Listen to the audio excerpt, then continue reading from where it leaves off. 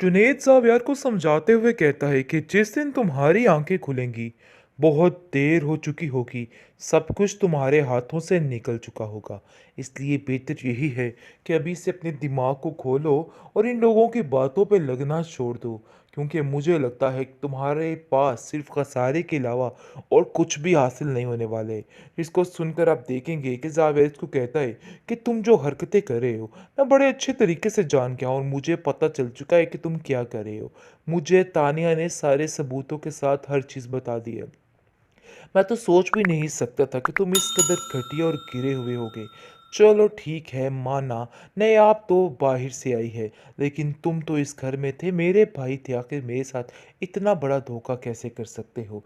जिसको सुनकर तानिया कहती है कि अरे ये बातें तो कब की चल रही हैं, आपको तो कानो कान खबर नहीं। लेकिन अगर तुम्हें मैं ना दिखाती ना बताती तो तुम्हें तो बिल्कुल भी नहीं होना था। जिस पर नयाब कहती है कि छोड़ दो तानिया ये सारी बातें, ये फजूल की बातें करने का कोई भी फ़ायदा नहीं है। देखो असलियत तो एक ना एक दिन खुल ही जानी है। और तुम क्या समझ रही हो कि ये सब कुछ ऐसे ही रहेगा? नहीं भाई, सब कुछ खुल के सामने आएगा और तुम्हारा असली चेहरा भी खुल के ज़ावियार के सामने आ ही जाएगा। आगे से ज़ावियार कहता है कि तुम्हें ज़्यादा किसी की तरफदारी करने की ज़रूरत नहीं है, क्योंकि तुम जुनैद के अलावा किसी की तरफदारी करने को तैयार ही नहीं होती। हाँ, अगर मुझे आज तानिया सारी हकीकत ना बताती तो मुझे वाक़ई में कुछ पता ना चलता। अच्छा हुआ, मैं तो सोच रहा हूँ कि ये मेरी बहुत ही हमदर्द है जिसने हर बात को खोल कर सामने रख दिया और मुझे बता दिया कि आखिर मुझे क्या करना है। वरना ये ना होती तो आज कुछ भी ना होता।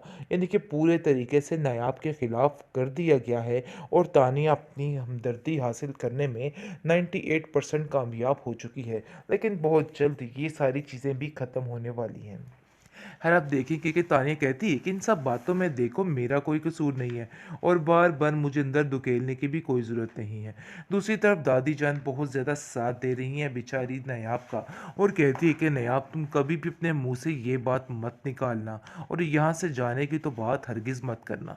बस मैं तुम्हें साफ साफ बताए दे रही हूँ कि ये लोग तो चाहते ही यही हैं। इसलिए मैं बस तुम्हें अब यही कहना चाहती हूँ कि अपने ये सारे तौर तरीके ख़त्म करो और एक यानी कि नए तरीके से अपनी ज़िंदगी को शुरू करने की कोशिश करो। खैर आप देखेंगे कि ज़ावियार जो है वो तो बिल्कुल ही अलग-थलग हो चुका है और उसको समझ आ चुकी है कि नहीं ये चीज़ ज़्यादा देर तक नहीं रहने वाली है। लेकिन निगार इन सब बातों में बहुत ज़्यादा खुश है और ज़्यादा उसको पटियाँ पढ़ा रही है और कह रही है कि देखो ज़ावियार अपनी इस तरीके पर कायम रहना, क्योंकि कायम रहोगे तो सब कुछ रहेगा। इसलिए बेहतर यही है कि बस तुम ठीक कर लो सारा कुछ।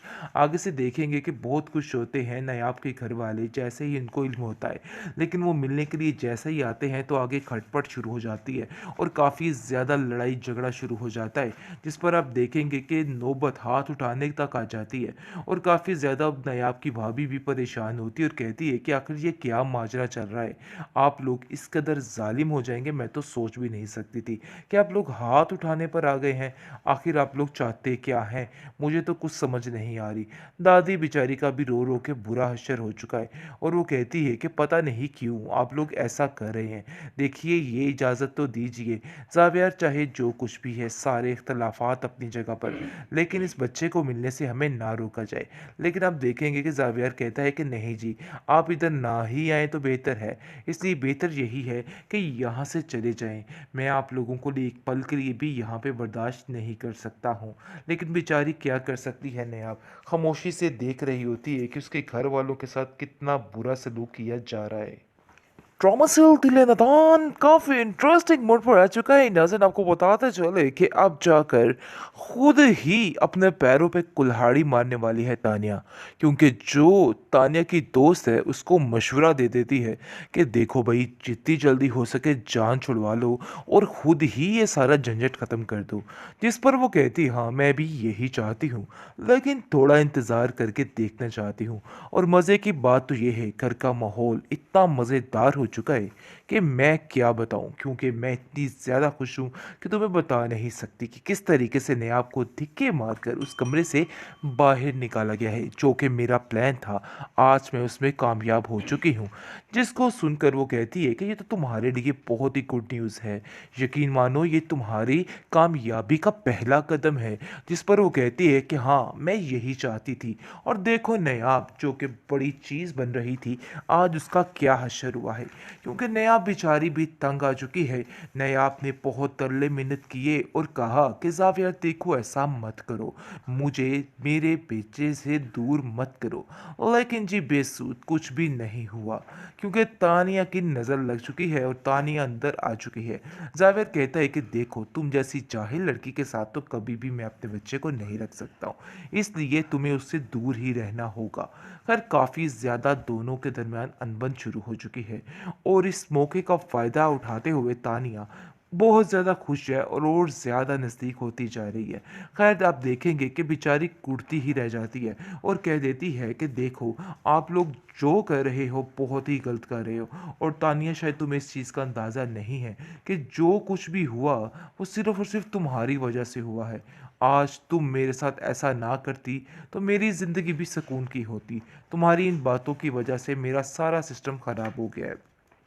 खैर आप देखेंगे कि तानिया कहती है कि इन सब बातों में देखो मेरा कोई कसूर नहीं है और बार बार मुझे अंदर धकेलने की भी कोई ज़रूरत नहीं है। दूसरी तरफ दादी जान बहुत ज़्यादा साथ दे रही हैं बेचारी नायाब का और कहती है कि नायाब तुम कभी भी अपने मुंह से ये बात मत निकालना और यहाँ से जाने की तो बात हरगिज़ मत करना।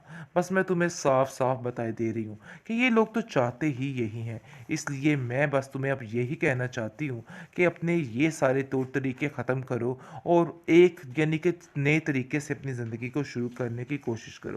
खैर आप देखेंगे कि ज़ावियर जो है वो तो बिल्कुल ही अलग-थलग हो चुका है और उसको समझ आ चुकी है कि नहीं, ये चीज़ ज़्यादा देर तक नहीं रहने वाली है। लेकिन निगार इन सब बातों में बहुत ज़्यादा खुश है और ज़्यादा उसको पटियाँ पढ़ा रही है और कह रही है कि देखो ज़ावियर अपनी इस तरीके पर कायम रहना, क्योंकि कायम रहोगे तो सब कुछ रहेगा। इसलिए बेहतर यही है कि बस तुम ठीक कर लो सारा कुछ। आगे से देखेंगे कि बहुत खुश होते हैं नायाब के घर वाले जैसे ही इनको इल्म होता है, लेकिन वो मिलने के लिए जैसे ही आते हैं तो आगे खटपट शुरू हो जाती है और काफ़ी ज़्यादा लड़ाई झगड़ा शुरू हो जाता है, जिस पर आप देखेंगे कि नौबत हाथ उठाने तक आ जाती है और काफ़ी ज़्यादा नायाब की भाभी भी परेशान होती है और कहती है कि आखिर ये क्या माजरा चल रहा है, आप लोग इस कदर जालिम हो जाएंगे मैं तो सोच भी नहीं सकती थी कि आप लोग हाथ उठाने पर आ गए हैं। आखिर आप लोग चाहते क्या हैं, मुझे तो कुछ समझ नहीं आ रही। दादी बेचारी का भी रो रो के बुरा हश्र हो चुका है और वो कहती है कि पता नहीं क्यों आप लोग ऐसा कर रहे हैं। देखिए ये इजाज़त तो दीजिए ज़ावियर, चाहे जो कुछ भी है सारे इख्तलाफात अपनी जगह पर, लेकिन इस बच्चे को मिलने से हमें ना रोका जाए। लेकिन आप देखेंगे कि ज़ावियर कहता है कि नहीं जी, आप इधर ना ही आए तो बेहतर है, इसलिए बेहतर यही है कि यहाँ से चले जाएं। मैं आप लोगों को लिए एक पल के लिए भी यहाँ पे बर्दाश्त नहीं कर सकता हूँ। लेकिन बेचारी क्या कर सकती है नेहा, खामोशी से देख रही होती है कि उसके घर वालों के साथ कितना बुरा सलूक किया जा रहा है।